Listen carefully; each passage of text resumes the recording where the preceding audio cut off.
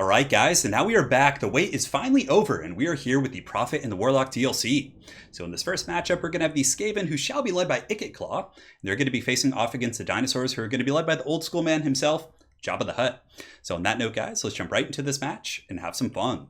So as far as the build goes, we are of course going to be using Claw as our lord here, and he's going to be in his Doom Wheel. His Doom Wheel is very, very strong, and Claw has some really good mount options. If you want to go a little bit cheaper and be a bit of a smaller target, you can go with the Doom player, but if you're going to use him, go big. So we do have Claw on the Doom Wheel, which I think his Doom Wheel has pretty good stats compared to the standard Doom Wheel, but nonetheless, the only spell we're going to be bringing from Lore of Ruin is going to be the Howling Warp Gale, because having seen Falcon play in the Everchosen Invitational, I know he loves his Pterodon Riders and his flying threat, so having that is going to be super useful. But aside from that, Claw does have some really good items, so let's go ahead and look.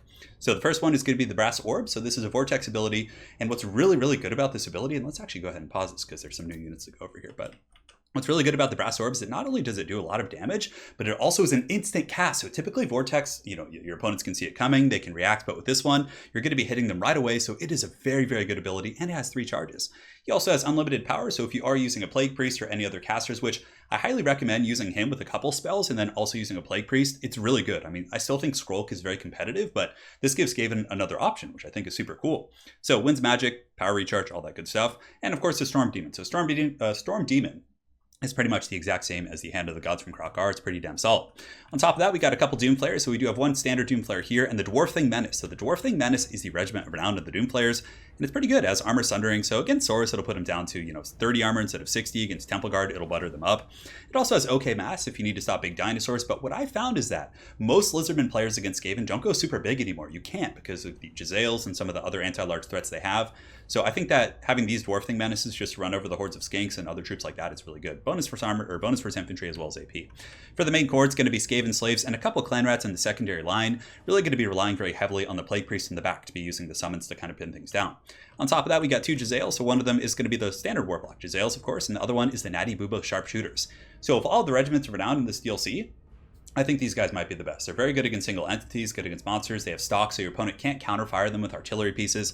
They're just so damn good, and you can see they're going to be tearing into these Pterodon Riders right here. We got a couple Rat Ogres and Skaven Slave Spears in the back, and that's pretty much it. So as far as the new stuff, 2 Doom Flayers, we got Claw and his Doom Wheel, 2 Jezzails, and yeah, that's pretty much it. And for the army of Falcon, who did get second place in the Everchosen Invitational in a very, very heated finals, he's got a big wide front line. So he's got Red-Crested Skinks, who actually have poison now. So in the Everchosen Invitational, they didn't have poison, but they're very cost effective. They cost like 550 gold, give or take, and they cause poison. They have AP, so if I decide to go with Storm Vermin, they're a really good choice. And yeah, he's going to be having a whole front line of red-crested skinks. Try saying that one 5 times, as well as a couple of the Kroxagors in the back. So Kroxagors, spanking paddles, they have good mass, so they're not going to be able to kill the Doom Flayer super quick, but nonetheless, they are going to be able to pin them in. On top of that, he does have some Salamanders. So a lot of people are saying Salamanders aren't good. So if you want to see a very high-level player use Salamanders, here you go. So the Umbral Tide here, anti-large, armor piercing with its ranged attacks, and it does have fire damage, which is pertinent against like Hell Pit Abominations and things like that.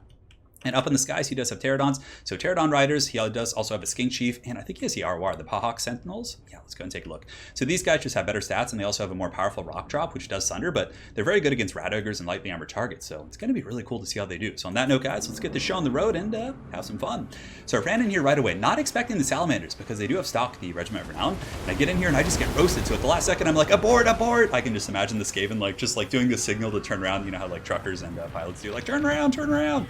In the meantime, my Jezzails are getting some really good value up in the skies. They are shooting the Pahawk Sentinels, getting some really, really solid damage, which killed the model, and a really big Rock Drop coming in here on the Clan Rat. So those guys getting buttered up pretty bad, but for the most part, I would say we're a little bit ahead in the initial trade. The Pterodon Riders are taking a huge beating. Granted, the Salamanders also did some really good damage back to my Doom Flayers. In the back, he did charge in with some of these Pop Hopok Cohort. Damn, those ones are so hard to say. But the Rat Ogres are going to be jumping in to intercept them, but they just got annihilated anti-large. So I do have a ton of Skaven Slaves and just chaff. So I'm just going to be trying to target these guys because I really don't want to be losing Jezzails. In the frontline fight, Claw and company have started to fight. You can see they're down here on the Doom Wheels, and the Flayers are also in here, and they're just going to be ramming some of these guys. And Flayers actually aren't terrible against like single entities and monsters. I mean, they still have good AP and decent melee attacks, and they can get some damage in. Look at them just like doing the arm pump. So damn cool. So what is that ability right there? I have no idea what that was. Anyways, it looked pretty cool. Oh, it's the Salamanders. So it's like, is that some sort of a spell? But the Salamander is giving Falcon some really good overwatch. He's able to shoot in against the Doomflayers, do some really good anti-large damage, and the front line of the Skaven, as is expected, is going to be crumbling. But when you play Skaven, it's much like playing Dwarves and Vampire Coast. You're going to be having layers on layers. In the meantime, his Air Force is flying overhead, just really trying to pick on my Rat Ogres. Probably going to be waiting for an opportunity to jump on the Natty Bubo Sharpshooters, but I do see them coming, and I get a very good overcasted Howling Warp Gale, which is going to lock those guys in place and buy me a little bit of time. In the meantime, the Hopox cohort here in the back are going to be taking a lot of damage from the Skaven slaves, so the little ratlings of the Under Empire definitely making the Council of 13 quite proud. But in the meantime, just falling back and just doing a bit of a tactical retreat, because then the Lizardmen have to chase you. It pulls them apart a little bit and allows the Doom Wheels and the Doom Flayers to really do some good work.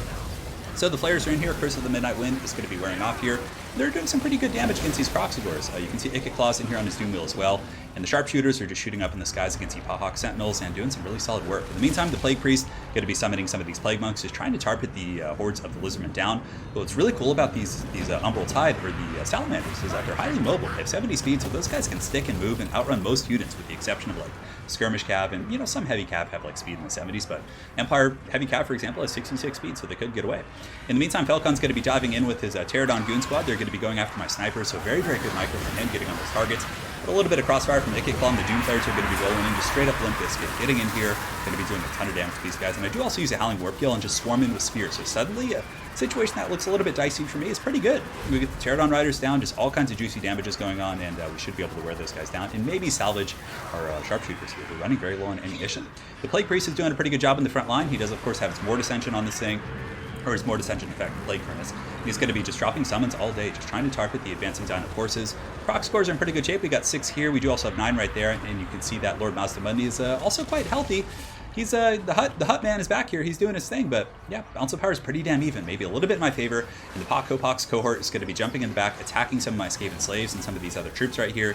And it's a good situation for me. They don't rampage, which is what makes these guys so good. These are actually the regiments for down, and Falcon actually did Vanguard them, so I didn't see them in the initial analysis. But these guys are really, really solid unit. In the meantime, the Jezzails are shooting in, trying to deal with some of the flying units, going after the Skink Chiefs and some of the cohorts up in the skies. But there's some mobility coming around. The Umbral Tide, I was chasing them with some Plague Monks and some Skaven Slaves and just other chaff units, but they're so fast. They're able to outmaneuver me, and it's looking like a pretty wild battle, but the bounce power is in the favor of the Skaven. I'm in a pretty good situation here. Proxigors are taking a bit of a beating from the Rat Ogres, and the Clan Rats, of course, giving me some buffering, but this fat toad, Mazdamundi, he wants some spotlight. Ever since 10-1 has come out, he's kind of like not getting as much attention, so he's back, he's furious, he's thick, and he's proud, so he's going to be dropping some bombs here on those Rat Ogres and exploding them, which is quite cool. Now in the back, there's still some pressure. You can see the Hopox cohort causing some problems.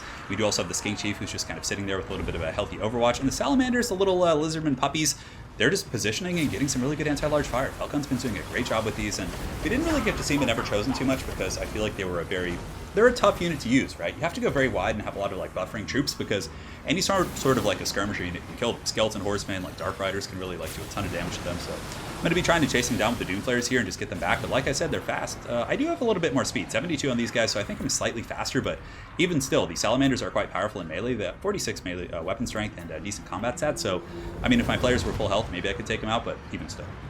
So the bounce power is normalizing a little bit. A lot of my bounce power was very heavily reliant on the fact that my Jezzails were back here. I can get them shooting again, but you can see here the Natty Bubo Sharpshooters have been taken out. And Falcon, of course, being a very, very solid player, is going to be using the Skink Chief to chase me down. So he's probably going to be making sure they don't come back, and probably won't be causing too many problems from there.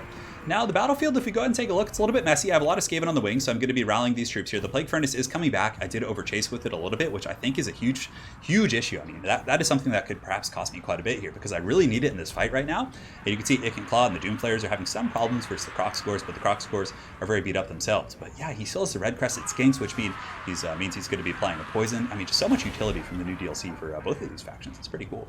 Natty Bubo Sharpshooters up in the skies are going to be lining up their sights here on the Skink Chief as he does dive in on them, but they're probably just going to be getting shreked by the Skink Chief, these poor Jezzails. But they've done a really good job for themselves. They did a ton of damage in the early game, were able to really pressure my opponent, but from here they're probably going to get punished. So I do drop the Howling Warp Gale right here on the Skink Chief. I'm going to be charging in with the Dwarfing Menace as well as the Doom Wheel. Hopefully we'll be able to get some damage, but it looks like the Skink Chief is going to be able to endure here, and you can also see that the Pterodon Riders were caught with that.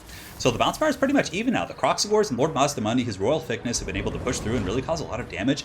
And now that I don't have my sharpshooters or my gun line and I'm having a little bit of trouble kind of optimizing their positioning, and they're just getting chased off, the bounce bar is really starting to fluctuate. A very, very even game here. And here's the brass orb. So I do drop it back here to halt the advance of these red crested skinks, and it does do some pretty good damage. And also, yeah, they're probably going to waver and break from these planets, which is great.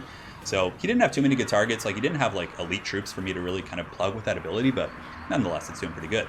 But really, I think the MVPs for Falcon so far, and it's been kind of like the unsung hero, have been the Umbral Tide. So this regiment of renown of these dinosaurs, these guys have just been doing a beautiful job chasing down my flanks. They're fast. I mean, they're kind of like a backline harass unit, right? You could use them like dogs in the late game, or warhounds, and you can use them to deal with large threats like rat ogres and Skaven slaves. Skaven slaves are not very big, and help at abominations because they do fire damage. So these lizards have been doing pretty good. So let's actually go ahead and watch and see as they feast.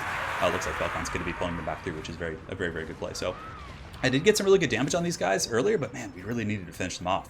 So with that, the bounce of power is going to start slipping in the favor of the dinosaurs. The great plan of the old ones is coming to fruition, and Ikit Claw is going to most likely have to go cackling back to his realm and perhaps drop a tactical nuke here on these dinosaurs. But yeah, looks like there's going to be a shield with the old ones going down from Mazdamundi, which is going to be giving leadership, making these skinks just so much tougher here with 8 leadership and 22% ward save.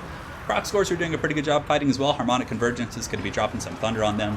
Man, that makes them so strong. 53 and 54 for their respective combat stats. It's really pretty cool. It's just such good stuff. Anyways, Ikit Claw and company here, grinding it out. You can see Jabba the Hutt is just dropping some of this magic thunder here on top of these Skaven slave spears.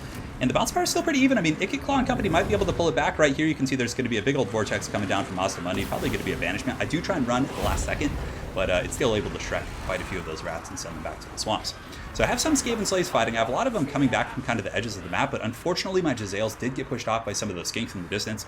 Falcon just such a solid player, able to really chase those guys off, not making too many mistakes, and I was ahead in the bounce of power. I felt like I was in a pretty commanding position, but his persistence, he's just so persistent, just chasing in, making sure to chase off those threats, and realizing, hey, probably the only things that are really going to punish my army are those Jezzails, so let's go all in. Even if I'm a little bit behind on the bounce of power, let's grab those Croxagores, let's grab Jabba the Hutt, let's push back there and see if we can get rid of them. From there, you know, I don't have too many great answers for the big targets, right? The Salamanders are also back, which is really going to kind of turn the tide here. The Salamanders have pretty good AP attacks, so they're going to be shooting in, going after the Doom players.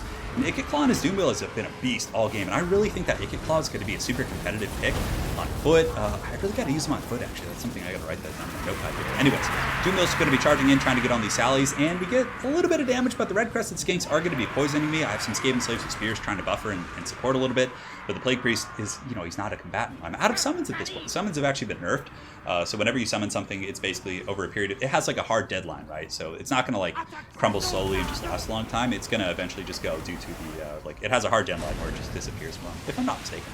Anyways, Ikit Claw is going to be going down to the Salamander pack. I was able to kill one more Salamander, and the Dwarf Thing Menace is going to be jumping in there, sundering some armor, which is relatively helpful. But from here, that's going to be cleanup. So very well played to Falcon. Awesome game. It was an honor to get to play one of the finalists in the Ever Chosen here. Now, as far as the build goes, I think it was a really good build. I think this is like the right direction for a competitive Skaven build against Lizardmen. Obviously, Falcon is a very high-level Lizardman player, so if it does well against him and even is almost able to win the game, I think it's in the right direction. The Jezzails, I think, are the best unit in the Skaven DLC. I think they're very, very powerful. They're able to do huge damage against single targets, against monsters. They are beastly. Now, one thing I could probably do, which I think would be a little bit better maybe, Doom players were great against the skinks and just pressuring and just riding around and really just being a general menace. The Dwarf Thing Menace, that was good. Ikit Claw is really good on the Doom Wheel. I think maybe just cut one Jezzail.